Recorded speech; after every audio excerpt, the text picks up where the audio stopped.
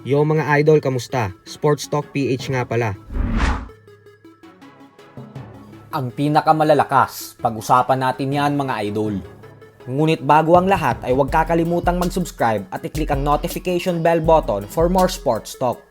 So matapos nga pong maglabas ng ESPN ng listahan ng top 100 athletes sa nakalipas na 2 dekada, kung saan nabatikos ito ng madaming Pinoy boxing fans gawa ng nilagay lamang nila sa pang number 72 ang ating pambansang kamao Manny Pacquiao, ay agad nga pong bumawi ang ESPN matapos nilang ilagay si Pacquiao sa number 1 spot sa top 25 greatest athletes ng kontinente ng Asia.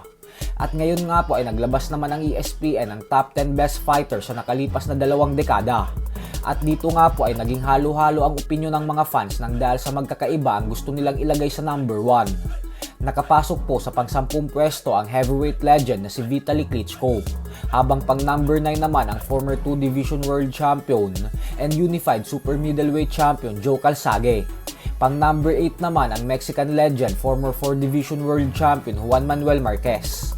Pang-7 ang retired undefeated former Unified Super Middleweight and Light Heavyweight World Champion Andre Ward. At pang-6 naman ang current superstar ng boxing at former pound-for-pound king Canelo Alvarez. Samantala, lusot naman sa top 5 ang former 6 Division World Champion at Olympic gold medalist na si Oscar De La Hoya, habang nakaupo naman sa pang-4 na pwesto ang former 4 Division World Champion and Olympic silver medalist na si Roy Jones Jr. Pumangatlo naman ang middleweight legend na si Bernard Hopkins, habang pumangalawa naman ang nag-iisang 8 Division World Champion Manny Pacquiao. At syempre nilagay ng ESPN sa kanilang number 1 ang undefeated 5 Division World Champion Floyd Mayweather Jr. Katulad sa nakaraan ay nagkaroon ulit ng isang matinding debate sa mga fans nang dahil sa number 1 si Mayweather at number 2 si Pacquiao. May mga fans po kasing sinasabi na si Pacquiao dapat ang number 1, gawa ng nag-iisa lang daw ito na 8 Division Champion. Habang may mga nagsasabi naman na tama lang daw na si Mayweather talaga ang nasa numero 1 pwesto, gawa ng maliwanag daw na tinalo nito si Pacman noong magtuos ang 2 taon na ang nakakalipas. Kaya naman kayo na lang po ang humusga sa ilalabas na listahan ng ESPN.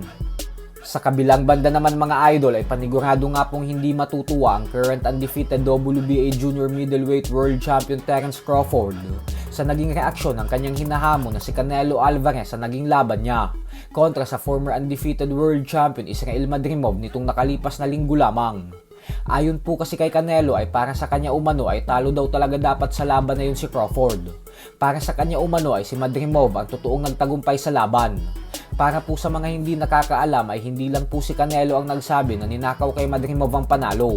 At bagkus maging ang Matchroom Boxing promoter Eddie Hearn ay sobrang dismayado din nang dahil ibinigay ang panalo kay Crawford. Paliwanag ni Hearn na naging bias umano ang mga hurado gawa ng hindi daw kasi kilala ng mga tao si Madrimov. Kaya mas pinaboran daw ng mga ito si Crawford. Subalit kung nagkataon umano na masikat si Madrimov, ay walang duda daw na magiging madali lang para sa mga hurado na ibigay ang score kay Madrimov. Kasi maliwanag naman daw na tinatalo nito si Crawford sa bawat round. So hanggang dito na lang po muna tayo mga idol.